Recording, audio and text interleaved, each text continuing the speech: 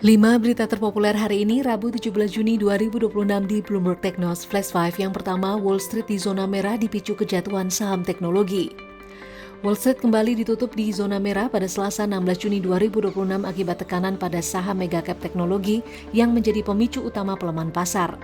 Indeks Nasdaq 100 yang padat saham teknologi anjlok 1,9%, sementara indeks S&P 500 terkoreksi tipis 0,6%.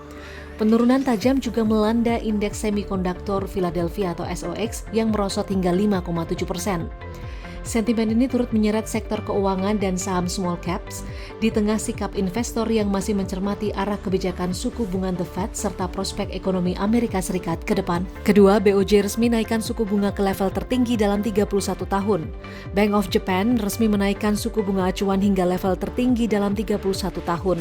Kebijakan ini diambil seiring meningkatnya inflasi dan upaya menjaga stabilitas ekonomi Jepang pasca era suku bunga ultra rendah. Keputusan tersebut langsung menjadi perhatian pasar global karena berpotensi mengubah arus modal dan nilai tukar yen.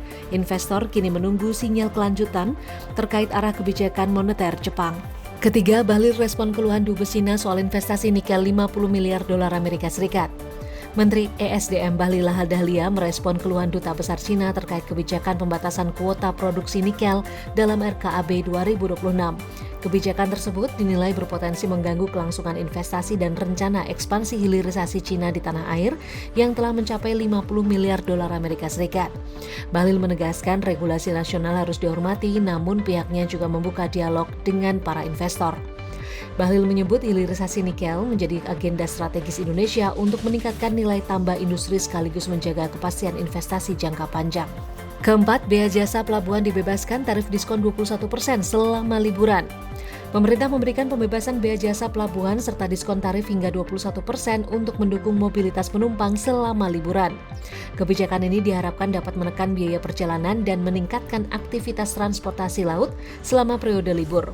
Otoritas juga menghimbau masyarakat untuk tetap memperhatikan jadwal keberangkatan guna menghindari kepadatan di terminal pelabuhan. Kelima, SIM digital Korlantas sebut pengemudi tak ada alasan tertinggal. Korlantas Polri menegaskan kehadiran SIM digital membuat pengemudi tak lagi punya alasan tertinggal atau lupa membawa surat izin mengemudi. Melalui aplikasi resmi, masyarakat dapat mengakses dokumen secara praktis melalui ponsel. Digitalisasi ini disebut menjadi bagian transformasi layanan publik yang lebih efisien dan modern. Namun demikian, Korlantas tetap mengingatkan masyarakat untuk memastikan data dan aplikasi selalu aktif saat berkendara. Itu dia 5 berita terpopuler pilihan Bloomberg Technos hari ini. Ikuti terus update selanjutnya di www.bloombergtechnos.com.